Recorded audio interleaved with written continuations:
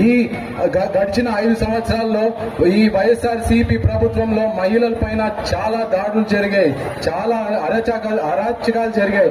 దానికి ఎవ్వరూ మాట్లాడడానికి కూడా బయటికి వస్తే వాళ్ళ పైన కేసులు పెట్టి వాళ్ళందరినీ లోపలేశారు. వాళ్ళందరికీ ఒకటే చెప్తున్నా, ఖబర్దార్, ఇప్పుడు వచ్చేది మన ప్రభుత్వంనే, ఒక్కొక్కరిని పట్టుకుని లోపలేస్తాం, ఎవరిని వదలం. అందుకని మీరు ఎవరు భయపడొద్దు. ఎవరిపైన నా చెయ్యి చేసినా ఏమైనా మేమున్నాము, మీ వెంటున్నాము.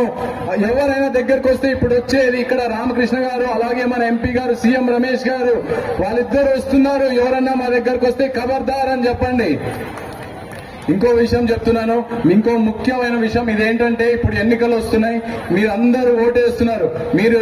ఈ ఓటు చాలా విలువైనది. ఎందుకంటే ఈ ఓటు మీరు మీ పిల్లల భవిష్యత్తు కోసం వేస్తున్నారు.